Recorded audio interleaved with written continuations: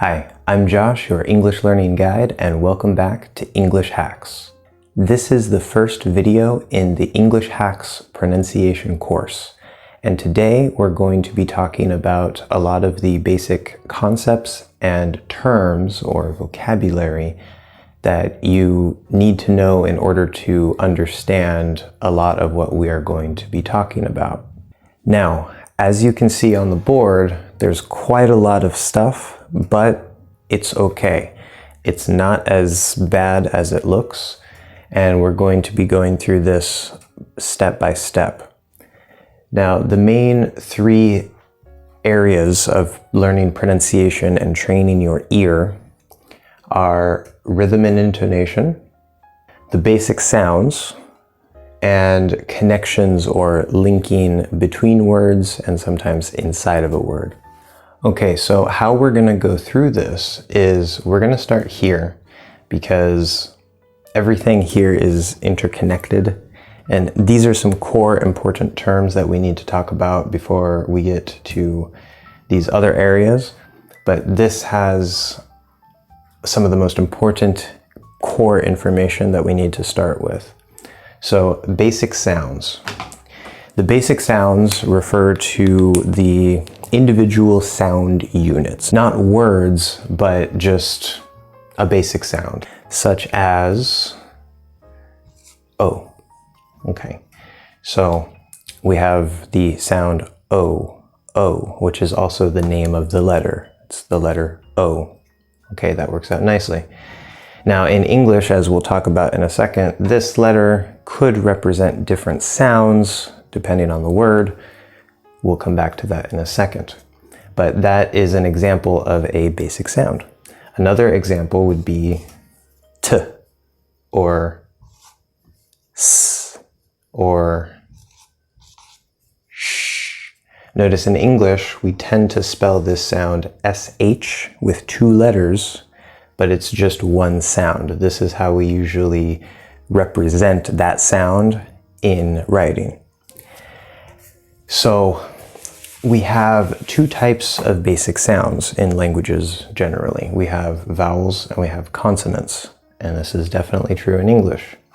So in English we have A, E, I, O, and U. These are the vowels that we have in writing, and the names of the letters, the actual names, are A, E, I, O, U. Now, English is not phonetic. So, English is not phonetic. Phonetic, well, all languages are phonetic, if we're going to be very accurate, because some of you out there might already know this detail. The spelling system, the writing system of English is not phonetic. But to keep it simple, I'm just going to say English is not phonetic, even though that's not technically accurate. So phonetic means that what you see written, so the written words and letters, match the sounds that are produced. And it may not always be one letter for one sound. It might be a group of letters always represents one sound. So if we look at Spanish, for example, so this letter in English is called A, but it could be a number of different vowel sounds. It depends on the word. In Spanish, this sound can only be pronounced A. That's what it is. It's A. Okay? So we always have the same representation of the letter to the sound. Now, an example of where you might have a group, so in Spanish, Q-U-I is always pronounced ki. So the U is silent, and it's like ki. Right? That's supposed to be a K. It's not written very well. So we have ki, and so this would actually be,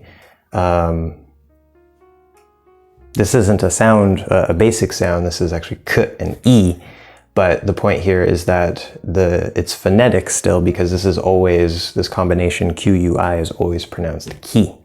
So that's what phonetic means. The writing and the spoken sounds match. They go together. English is probably one of the least phonetic languages in the world, which is, as you probably know, a very common and big problem for people who want to learn English. So, we have our 5 vowels, which, by the way, sometimes we also have the letter Y. Yeah, sometimes we have 6 vowels. That's how complicated English is. It's not that bad. The rule there, happy, if you see a Y at the end of a word like this, it's always pronounced, or it should always be pronounced like E, like the E sound, which in your language might be written with an I. That's very common in other languages, but that's why we say sometimes Y. So the point here is that it's very important not to rely on the symbols that you see, the letters in a word, because very often they won't help you.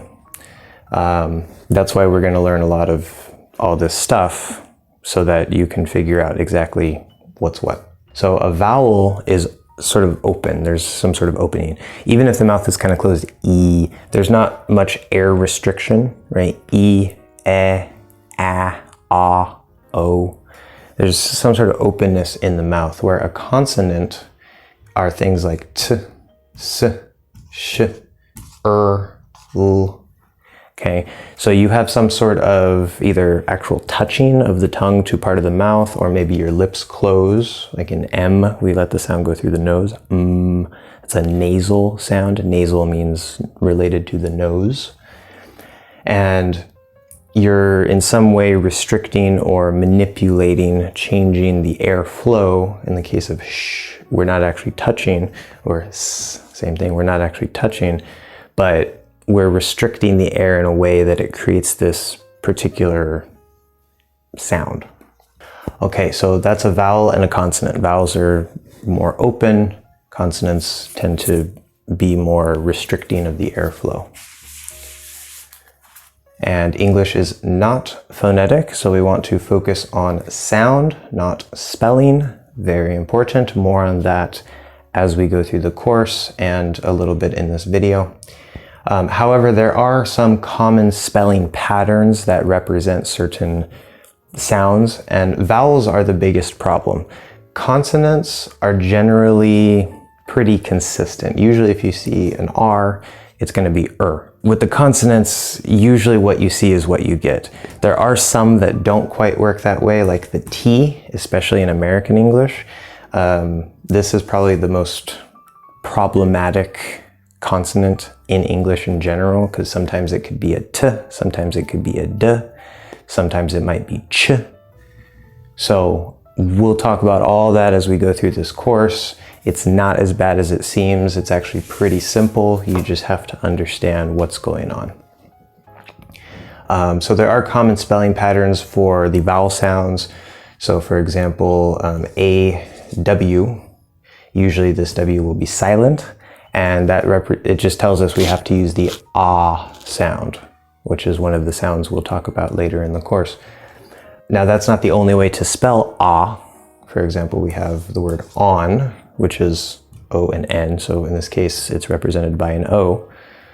And that's a common spelling pattern. We have con, bond, etc. With ah, we have like ah, which is a word. We have awkward, lawn, or law.